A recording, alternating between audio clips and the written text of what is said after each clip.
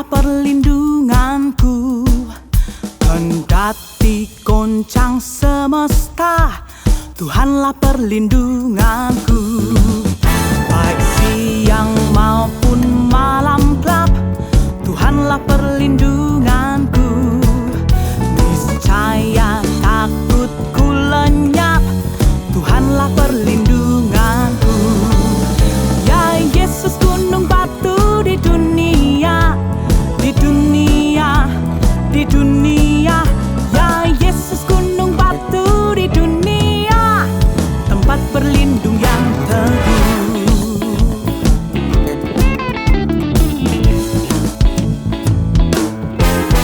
Di badai topan dunia, Tuhanlah perlindunganku, kendati goncang semesta. Tuhanlah perlindunganku. Ya Yesus, gunung batu di dunia, di dunia, di dunia. Ya Yesus, gunung batu di dunia, tempat berlindung yang teguh. Ya Yesus, gunung batu di dunia, di dunia, di dunia. Ya Yesus, gunung batu di dunia, tempat berlindung yang teguh.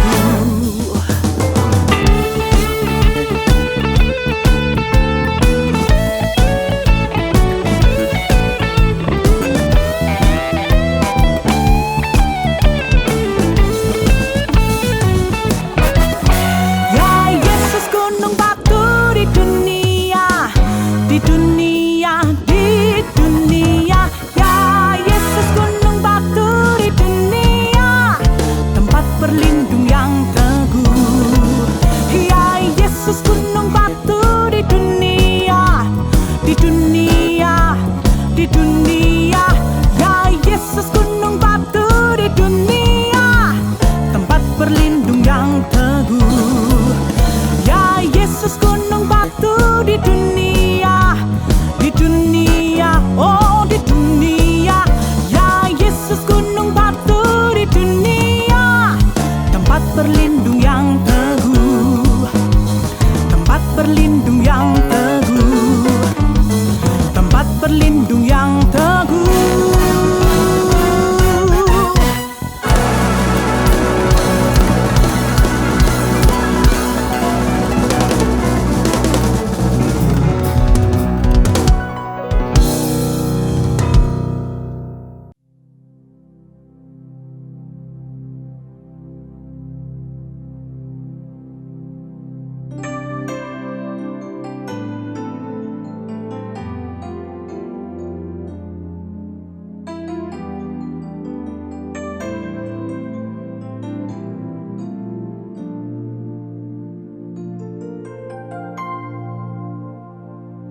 Sinar kemuliaan-Mu Bapa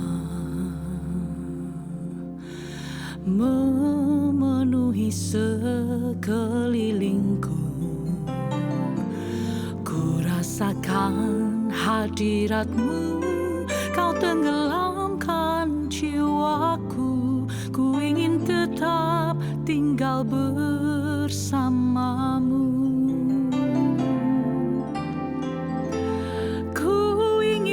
Tetap di sini menikmati bait-Mu. Ku ingin tetap di sini dan memandang indah wajah-Mu.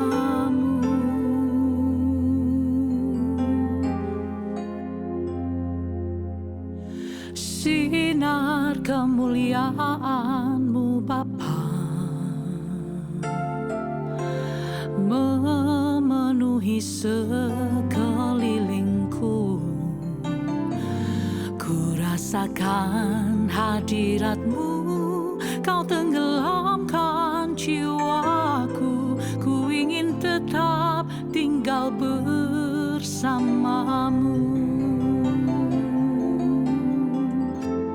Ku ingin tetap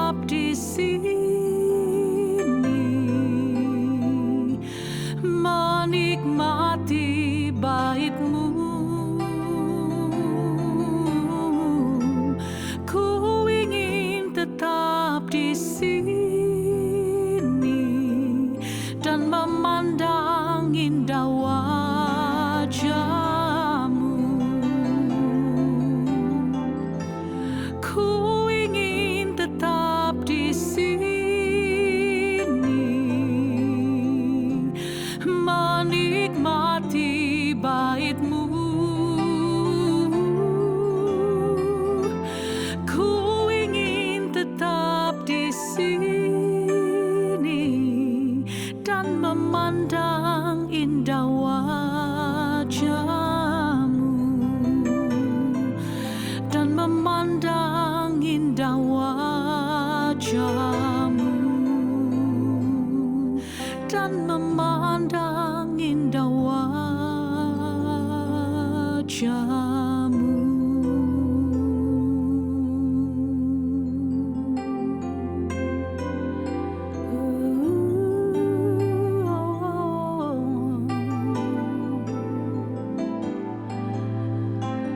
Ku rindu tinggal tetap di hadirat-Mu.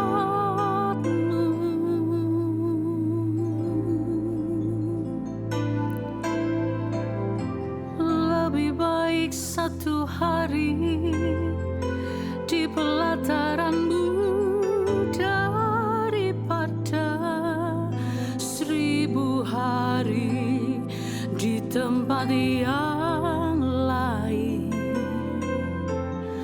Oh, ini rinduku Tuhan. Oh, ku menyembah, ku memuji, ku sanjung Engkau Tuhan. Oh, tak mau ku jauh dari-Mu. Di hadirat-Mu, dekat dengan-Mu Tuhan. Oh. Sebab benar apa yang dikatakan dalam Mazmur, bahwa lebih baik satu hari di pelataran-Mu daripada 1000 hari di tempat yang lain. Seumur hidup kami, itu yang kami rindu.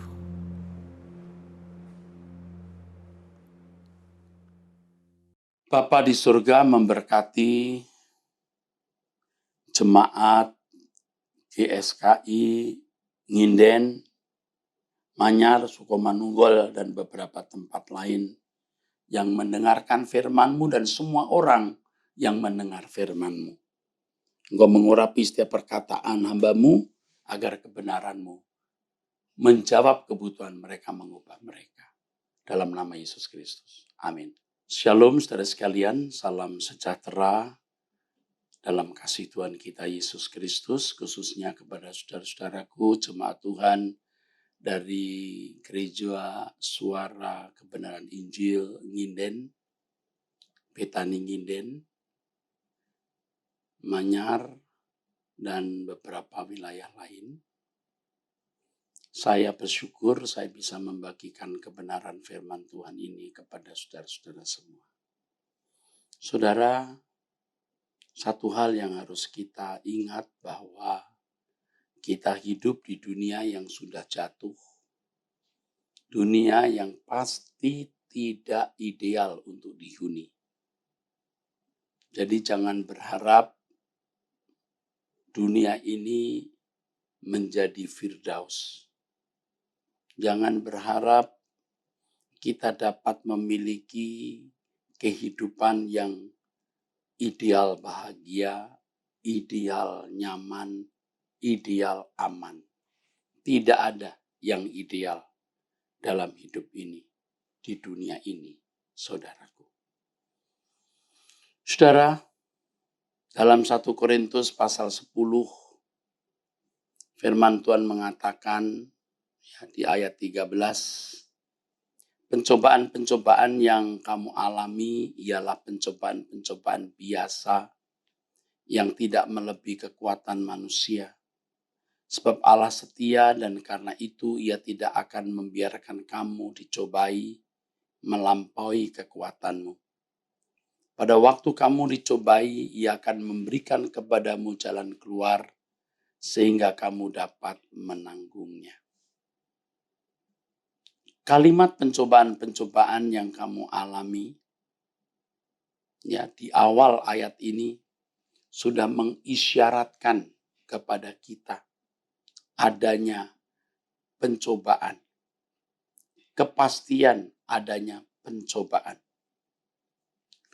Pencobaan maksudnya adalah segala sesuatu yang dapat menggagalkan perjalanan kita menuju kehidupan yang bahagia di langit baru, bumi baru. Kita hidup di dunia yang tidak ideal. Tetapi Tuhan Yesus menjanjikan kepada kita. Ia pergi menyediakan tempat bagi kita, supaya di tempat di mana Ia ada, kita ada. Kekristenan adalah jalan hidup bagaimana kita menjalani hidup sebagai persiapan untuk masuk dunia yang akan datang. Sebagai persiapan untuk masuk dunia yang akan datang, saudara. Nah, pencobaan-pencobaan yang kita alami itu usaha dari kuasa kegelapan untuk mencegah perjalanan kita agar kita tidak sampai kerajaan Tuhan kita Yesus Kristus. Saudara, tetapi firman Tuhan mengatakan bahwa pencobaan-pencobaan yang kita alami tidak melampaui kekuatan manusia. Artinya semua kita juga mengalami pencobaan tersebut, tapi tidak melebihi kekuatan kita. Nah, yang pertama yang kita harus sungguh-sungguh terima kenyataan bahwa pencobaan berupa kesulitan-kesulitan hidup, pencobaan berupa godaan-godaan untuk berbuat dosa, pasti kita alami sepanjang perjalanan hidup kita. Pasti. Jadi jangan berharap kita hidup tanpa masalah. Jangan kita berharap hidup tanpa problem. Jangan mimpi hidup tanpa kesulitan. Jangan berpikir bahwa kita bisa menjalani hidup tanpa pencobaan. Kalau kita mempersenjatai diri kita dengan pemikiran ini, maka kalau di dalam perjalanan hidup kita menghadapi kesulitan, masalah, problem, ya, godaan-godaan untuk berbuat dosa, kita sudah bersikap ya kuat. Kita sudah memiliki sikap menerima kenyataan tersebut dan tidak menjadi bingung. Nah, dengan satu pengertian bahwa hal ini bisa mencegah kita, bisa menggagalkan perjalanan kita menuju langit baru dan bumi baru. Oleh sebab itu, ketika kita menghadapi pencobaan, ya, yang pertama kita harus percaya tidak ada yang melampaui kekuatan kita. Kita pasti bisa menghadapinya. Kita harus optimis. Jangan mental block. Jangan belum berperang sudah kalah. Belum melangkah sudah menyerah. Apapun yang sekarang saudara alami bisa kita lewati. Pasti bisa kita lewati. Ya saudara. Itu yang pertama. Yang kedua. Setiap persoalan hidup yang kita alami saudara. Ya.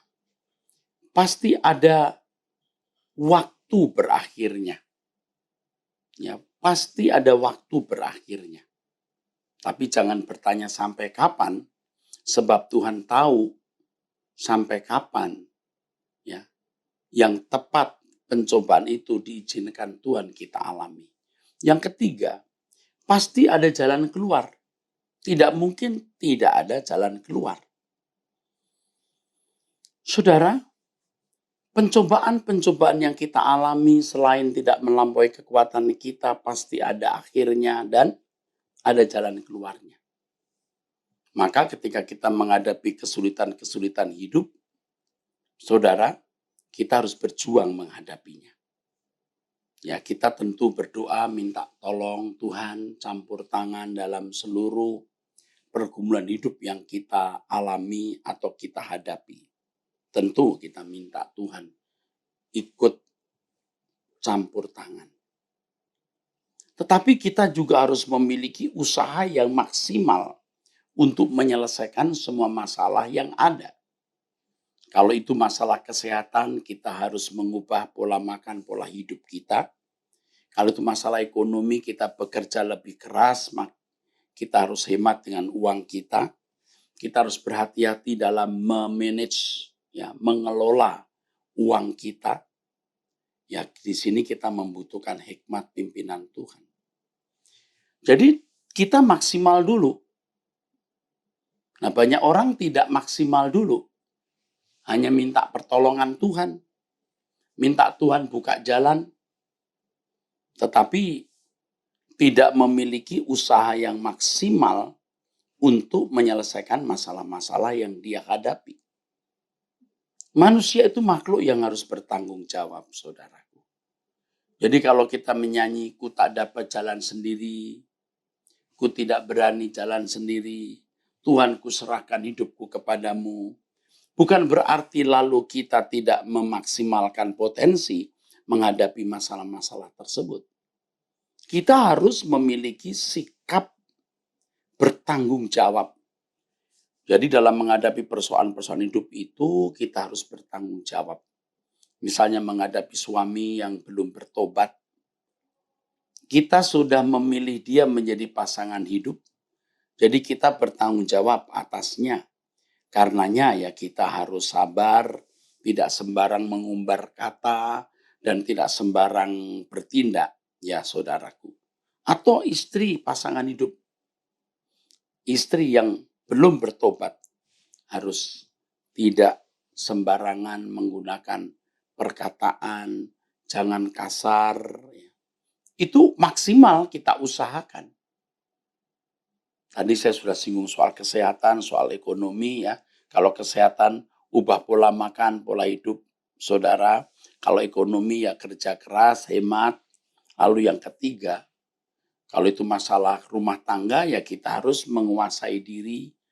Jangan sembarangan mengucapkan kata, jangan bersikap kasar terhadap pasangan hidup, saudara. Nah kalau ada keluarga-keluarga yang bermasalah dan minta saya untuk mendoakan, mengkonseling ya. Dulu saya selalu ya mengatakan sampai sekarang ini setelah saya mengerti kebenaran. Tidak cukup dikonseling 1 hari. Tidak cukup didoakan. Tetapi masing-masing harus memiliki perubahan. Harus berusaha untuk merubah kebiasaan-kebiasaan buruk yang dilakukan. Yang itu melukai, itu menyakiti pasangan hidup. Nah ini masalah pasangan hidup atau keluarga. Menghadapi masalah anak maksimal. Kita menasihati anak, kita memperhatikan hidup mereka, kita mengontrol hidup mereka. Tapi terutama menjadi teladan bagi anak-anak dan menghadirkan suasana rohani di dalam keluarga. Kita harus maksimal dulu dalam menghadapi pencobaan ini. Jangan berdoa dulu semata-mata.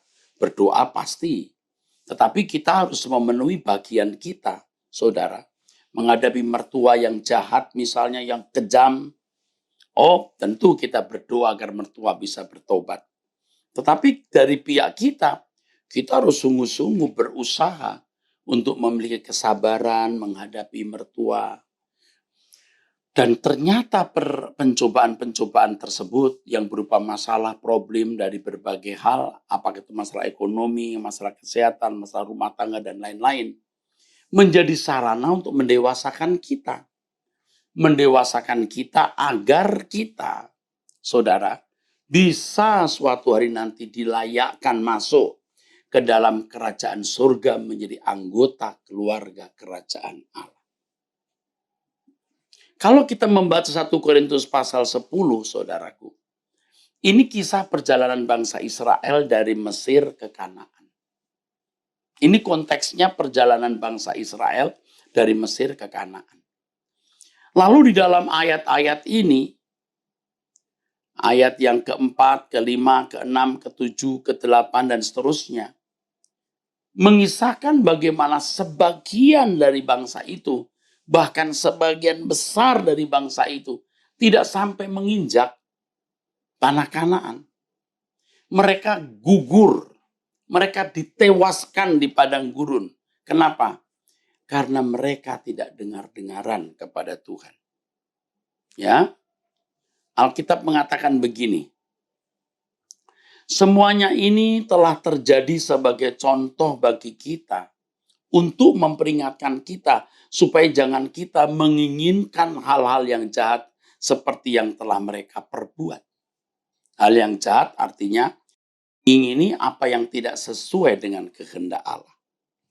Dan supaya jangan kita menjadi penyembah-penyembah berhala, sama seperti beberapa orang dari mereka, seperti ada tertulis, maka duduklah bangsa itu untuk makan dan minum, kemudian bangunlah mereka dan bersukaria. Janganlah kita melakukan percabulan, sehingga dalam satu hari telah tewas 23.000 orang. Jangan kita mencobai Tuhan Allah. Jangan kita bersungut-sungut. Ada ranjau-ranjau dalam perjalanan bangsa Israel dari Mesir ke Kanaan itu. Dan ternyata banyak mereka yang tewas di padang gurun. Dan kita pun sebagai orang percaya yang sedang mengadakan perjalanan menuju langit baru dan bumi baru, ada ranjau-ranjau dalam perjalanan hidup kita. Dan bukan tidak mungkin ranjau-ranjau itu bisa menggagalkan perjalanan kita sehingga kita tidak pernah menginjak Kanaan surgawi, langit baru, bumi baru. Lalu di ayat 11, semuanya ini telah menimpa mereka sebagai contoh dan dituliskan untuk menjadi peringatan bagi kita yang hidup pada waktu di mana zaman akhir telah tiba. Jadi sebagaimana bangsa Israel yang memang dibawa Tuhan keluar dari Mesir, tapi sampai akhirnya tidak sampai tanah Kanaan, kamu juga bisa loh mengalami keadaan seperti ini. Ada ranjau-ranjau di perjalanan hidup kita.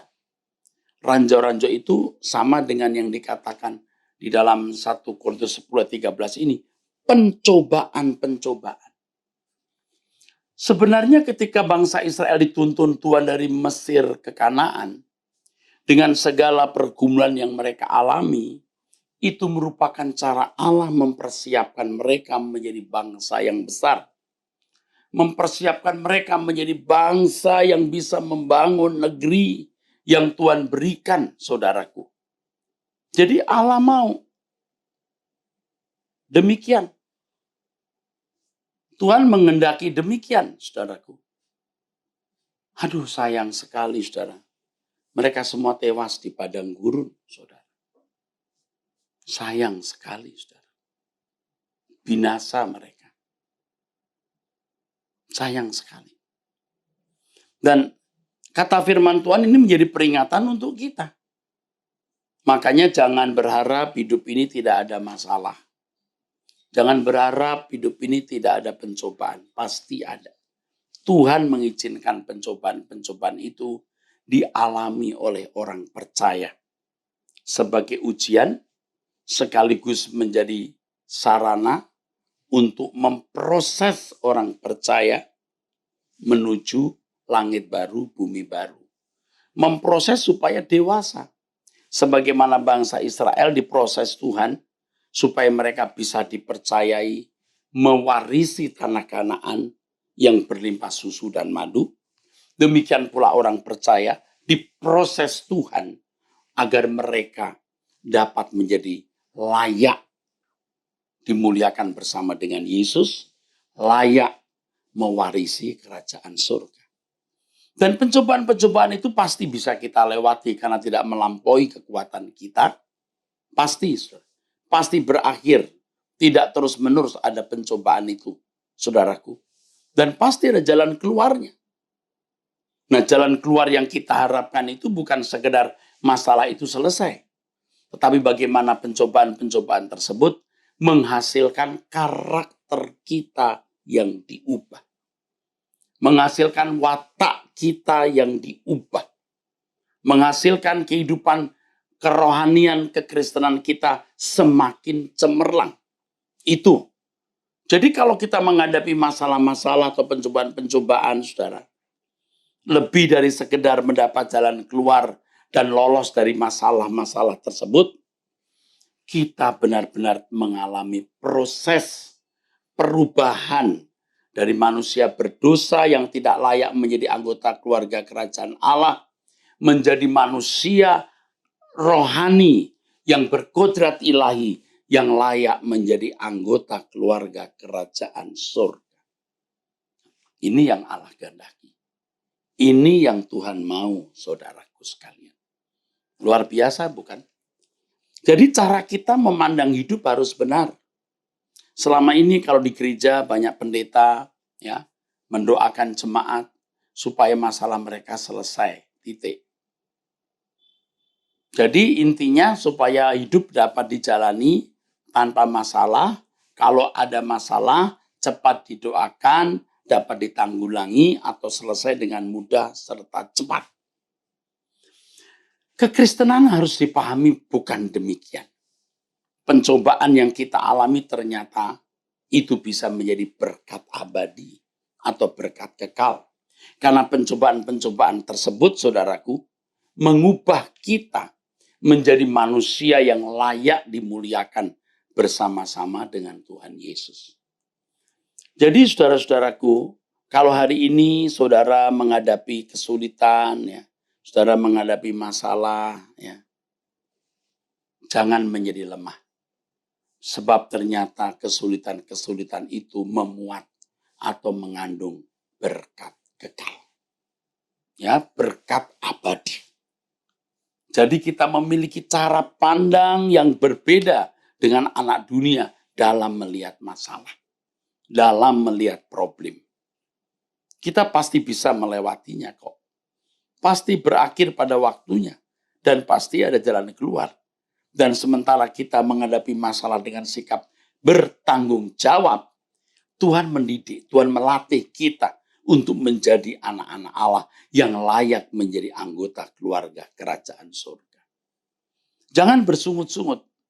Dalam 1 Korintus pasal 10 tadi, salah satu ranjau yang membuat bangsa Israel atau sebagian bangsa Israel tidak menginjak tanah Kanaan adalah bersungut-sungut.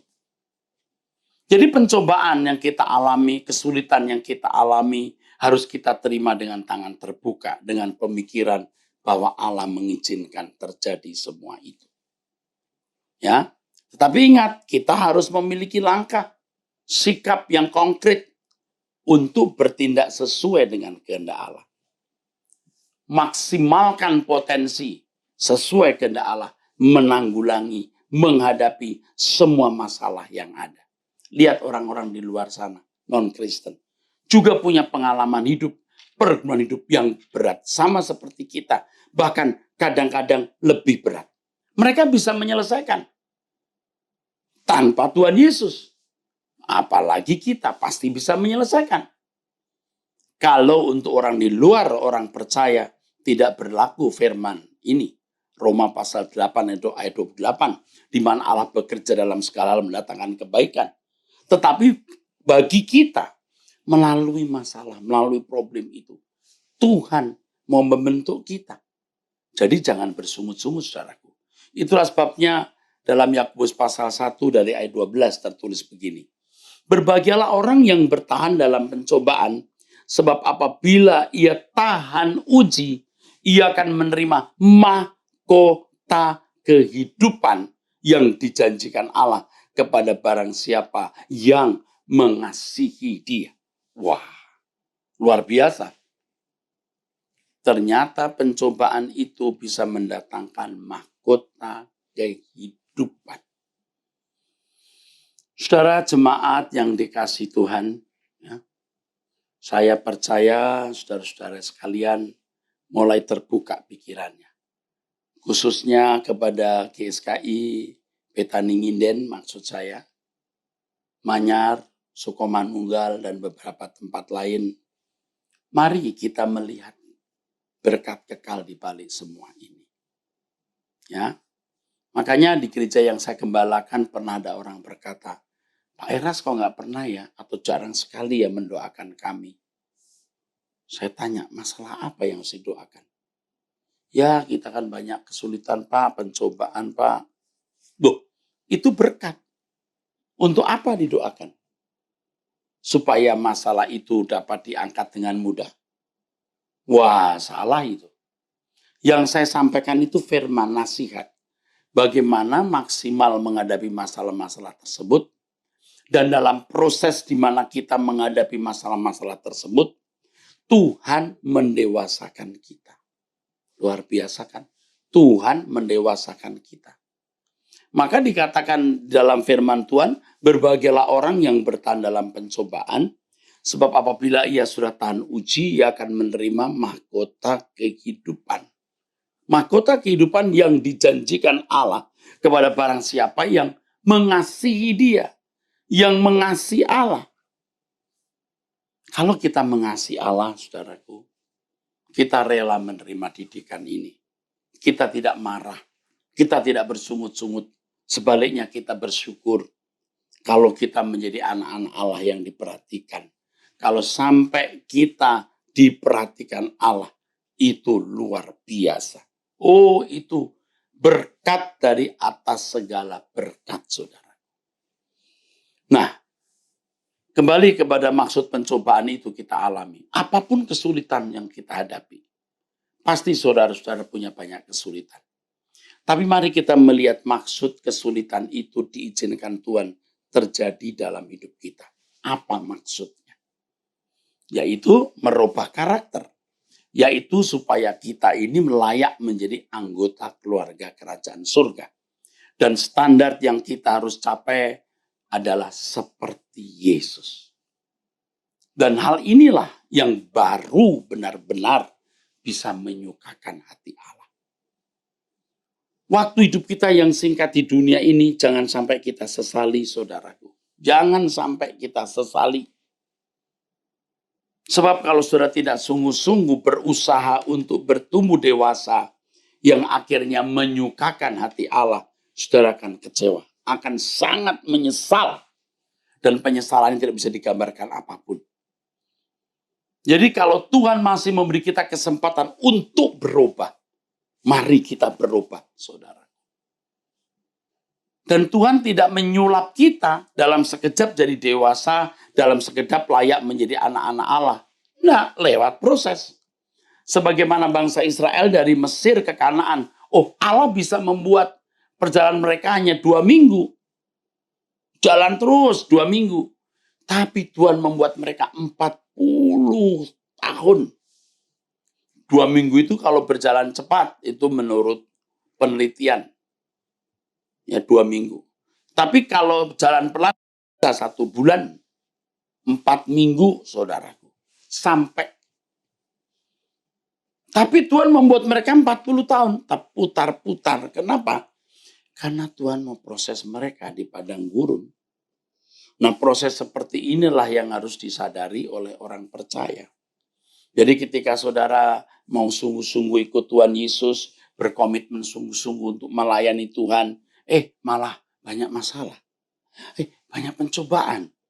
Nah, itu sebenarnya isyarat bahwa Anda di track yang benar. Kalau ada orang berkata, waduh Tuhan sayang saya loh, luar biasa loh, saya nggak pernah punya masalah berat. Wah, malah saya curiga kamu ini jangan-jangan dipandang Tuhan kanak-kanak terus. Tapi suatu hari, waduh, yang mestinya kamu dewasa, tapi kamu bersikap kanak-kanak, wah, tidak bisa tidak. Tuhan bisa menghukum saudara, menolak saudara. Jadi kita harus bertumbuh terus di dalam Tuhan. Kalau kita mengerti, tadi saya sudah awali khotbah saya dengan dunia ini bukan hunian yang ideal.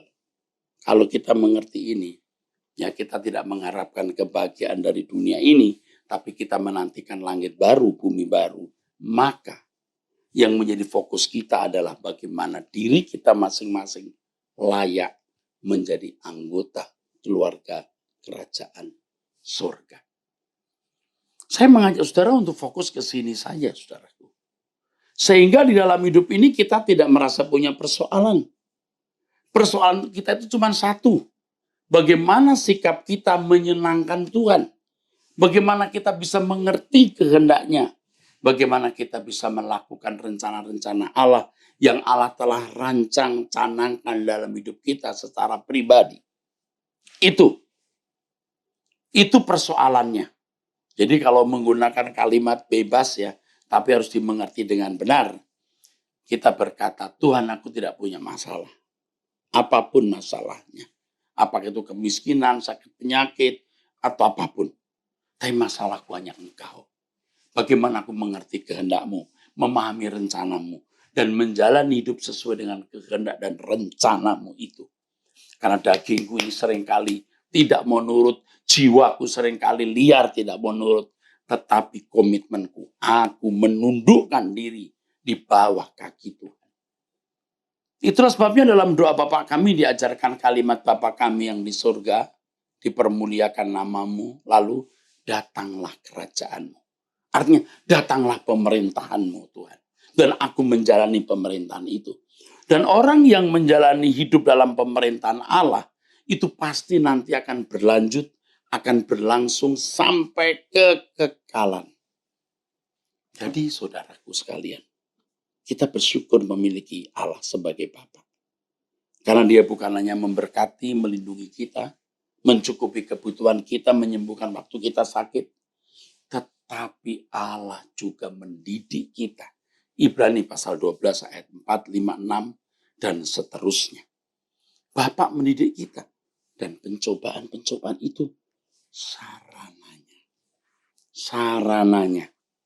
Jadi heran ya kalau orang-orang Kristen ketika mengalami pencobaan lalu doanya hanya, Tuhan tolong singkirkan pencobaan ini. Loh, pencobaan justru akan memberi berkat kok saudara. Juga COVID-19 ini. Ini juga mengandung berkat. Di balik, ya saudaraku sekalian ya, kenyataan bahwa COVID ini memang membawa penderitaan. Benar.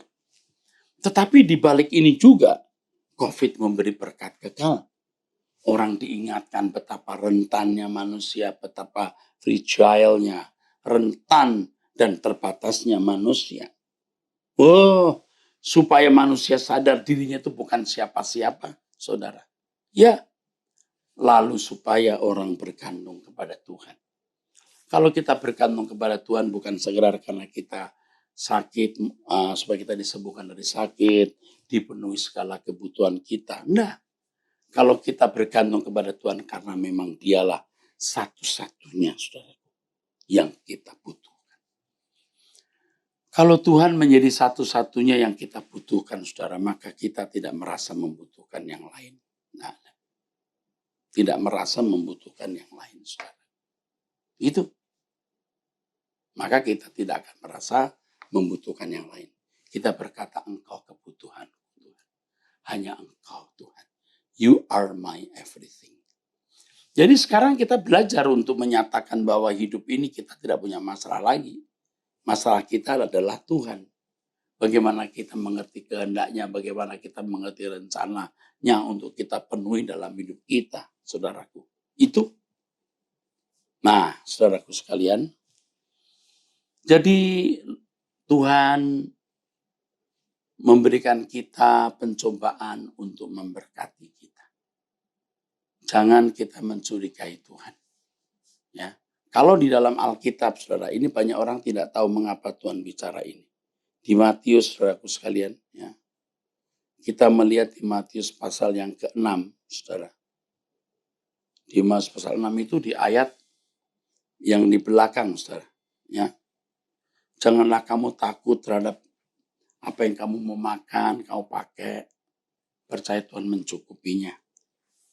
Tetapi carilah dahulu kerajaan Allah dan kebenarannya. Yang artinya jadilah warga kerajaan surga yang baik. Jadilah anggota keluarga kerajaan surga yang baik. Ya.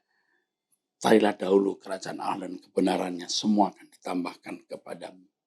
Tapi ayat 34 mengatakan, sebab itu janganlah kamu khawatir akan hari esok, karena hari esok mempunyai kesusahannya sendiri. Kesusahan sehari cukuplah untuk sehari. Wow, berarti ada kesusahan setiap hari. Wow, iya. Kesusahan inilah yang disebut pencobaan untuk mendewasakan kita. Wah, ini luar biasa, saudara. Kalau kita mengerti hal ini, wah luar biasa. Bagaimana Bapak mendidik kita lewat segala kejadian. Bagaimana Bapak terus dengan kesabaran membentuk kita menjadi manusia Allah. Wah, luar biasa. Oh, luar biasa, saudara. Bagaimana Allah berkenan mendidik kita supaya kita mengambil bagian dalam kekudusan Allah. Jangan harap dunia ini membahagiakan, saudara. Tolong deh, berhenti. Kalau Tuhan memberikan kita rumah, mobil, dan semua kebutuhan, ya kita nikmati, saudara. Kita nikmati. Tapi hati kita tidak terikat di situ. Ya, kita harus memiliki pengertian yang benar. Ya, dunia bukan Firdaus. Mau diubah bagaimanapun tidak pernah menjadi Firdaus. Dunia adalah dunia, saudaraku. Dunia yang sudah jatuh, yang gagal, produk yang gagal.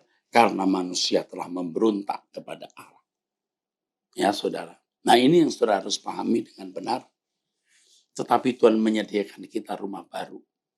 Tempat yang indah di langit baru, bumi baru. Dan Yesus pasti akan memenuhi janjinya. Pasti. Sebagaimana semua janji dalam Alkitab, nubuatan-nubuatan bisa digenapi, demikian pula hal kerajaan surga pasti juga kita akan alami. Nah, hidup kita di dunia yang tidak lebih dari 100 tahun ini harus merupakan benar-benar persiapan untuk memiliki kekekalan bersama dengan Tuhan. Hidup di dunia kita hanya sebuah usaha.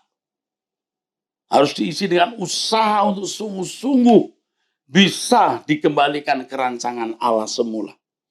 Itulah sebabnya tugas gereja. Itu tugas gereja, core business gereja.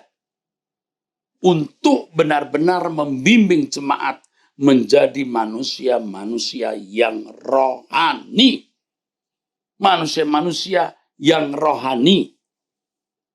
Yang dikatakan dalam firman Tuhan sempurna seperti Bapa atau serupa dengan Yesus. Gereja bukan hanya menyediakan jasa liturgi, siapa yang mau kebaktian. Gereja bukan hanya menyediakan jasa doa, siapa yang sakit, yang punya masalah. Saudaraku sekalian, bukan untuk pemenuhan kebutuhan jasmani. Gereja dihadirkan di muka bumi oleh Tuhan supaya gereja meneruskan apa yang diajarkan oleh Tuhan Yesus. Dan yang diajarkan Tuhan Yesus itu juga yang dilakukan oleh Tuhan Yesus. Banyak gereja yang sudah menyimpang, saudara. Benar. Dulu juga saya tidak mengerti hal ini. Saya juga melakukan penyimpangan yang tidak saya sadari. Tapi sekarang saya menyadari penyimpangan itu. Dan saya berbalik, saya bertobat. Bahkan saya pernah minta maaf kepada jemaat atas kehidupan saya dulu yang tidak menjadi teladan. Atau pelayanan saya yang kurang, saya minta maaf. Sudah pernah saya minta maaf. Makanya sekarang saya memulai hidup baru. Hidup dalam pelayanan sebagai hamba Tuhan yang benar. Dan benar-benar saya mengajak semua saudara dimulai dari para pendeta, ya, tentu dimulai dari saya sebagai ketua sinode GSKI, Pak Aswin sebagai gembala sidang, semua koordinator pengurus dan hamba-hamba Tuhan atau aktivis, semua harus bisa menampilkan kehidupan anak Allah yang karakter moralnya agung, dan fokusnya adalah langit baru, bumi baru. Anda tidak akan pernah menyesal mengikuti kebenaran ini dan mengenakan kebenaran ini. Tidak akan pernah menyesal. Hidup kita tidak lebih dari 100 tahun, kita mau nyari apa, saudara? Mau nyari apa? Kalau kita berpaling kepada Tuhan, kita mencari Tuhan, Karena Tuhan sendiri itulah kebutuhan kita. Tuhan sendiri itulah kebutuhan kita. Tuhan sendiri itulah kebahagiaan kita, saudara. Tuhan mengingini kita berubah.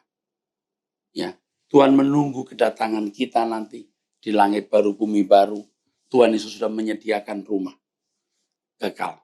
Makanya kita di dunia ini benar-benar hanya persiapan untuk masuk kehidupan kekal nanti di rumah Bapa. Jadi mari kita isi hidup kita hanya sungguh-sungguh. Hanya sungguh-sungguh mau menemukan Tuhan. Menemukan Allah yang hidup. Mengalami Allah yang hidup. Berjalan dengan Dia. Hidup dalam kekudusan dan kesucian yang sesungguhnya. Yang dari hari ke hari makin ditingkatkan kualitasnya. Sehingga ketika kita menutup mata, kita orang-orang yang layak dijemput oleh malaikat-malaikat kudus. Ya, dari surga dan dibawa ke Firdaus Allah. Betapa berbahagia para hamba Tuhan yang mengambil pelayanan pekerjaan Tuhan dengan motif benar seperti ini. Sungguh bersyukur karena jerih lelah saudara dalam pelayanan pasti tidak akan sia-sia. Pasti tidak akan sia-sia, saudaraku sekalian. Seperti yang tadi saya katakan, bukan hanya kita yang diberkati, anak cucu kita pun juga diberkati. Kita bersyukur kita ada di Gereja Suara Kebenaran Injil ini. Karena dengan menjadi anggota dari Gereja Suara Kebenaran Injil, mau tidak mau kita dibawa kepada visi dan misi dari sinode ini. Yang visi misinya 3. Yang pertama, kesucian hidup. Hidup dalam kesucian. Yang kedua, langit baru, bumi baru. Dan yang ketiga, hidup dalam tanggung jawab kepada Allah. Artinya segala sesuatu yang kita lakukan sungguh-sungguh hanya untuk kepentingan kerajaan surga. Segala sesuatu yang kita lakukan sungguh-sungguh hanya untuk kesukaan hati Allah. Saudara, saya percaya apa yang saya sampaikan ini pasti memberkati saudara-saudara sekalian. Kita masih dalam suasana COVID, ya, kita harus ikuti protokol kesehatan pemerintah. Kita belum bisa berhimpun seperti tahun-tahun sebelum ada COVID. Ya, kita harus ikut membantu pemerintah untuk memutus ya rantai penularan, rantai penyebaran COVID-19 ini. Menjaga kesehatan, ya, menjaga jarak dengan orang, memakai masker, saudaraku sekalian, ya. Lalu kita tingkatkan imunitas kita, itu menjadi bagian tanggung jawab kita yang kita harus penuhi. Saya percaya saudara sudah diberkati Tuhan dengan pemberitaan firman Tuhan ini. Saya mengasihi saudara-saudara sekalian. Untuk itu mari kita berdoa. Bapa, firman-Mu kiranya dimeteraikan di dalam hati kami oleh Roh Kudus. Firman-Mu ya Bapa, membuka wawasan pikiran jemaat agar mengerti maksud tujuan kekristenan itu diberikan. Ya Bapa, tolonglah. Dengan firman-Mu, jemaat-Mu benar-benar diberkati dan diubahkan. Dalam nama Tuhan Yesus Kristus. Amin.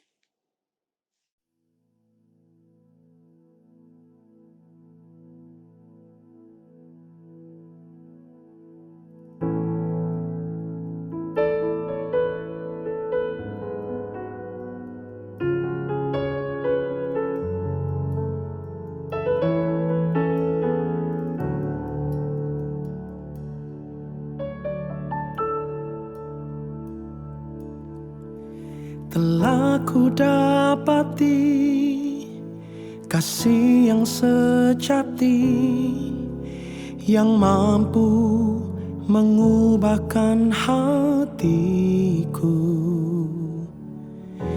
Kasih yang kau beri jauh melebihi segalanya di dalam hidupku.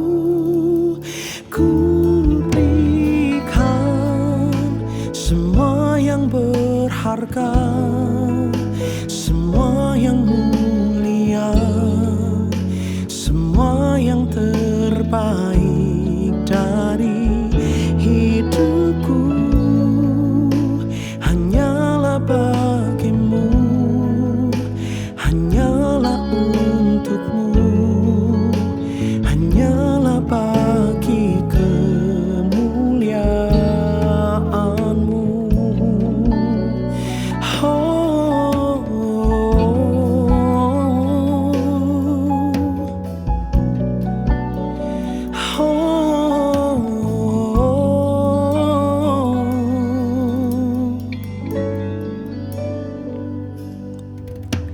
telah ku dapati kasih yang sejati yang mampu mengubahkan hatiku.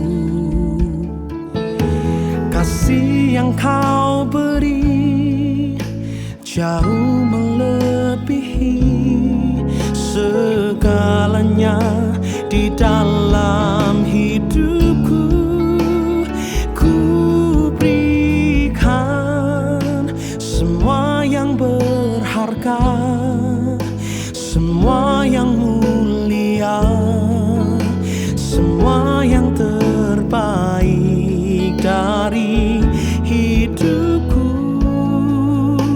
hanyalah bagimu, hanyalah untukmu, hanyalah bagimu.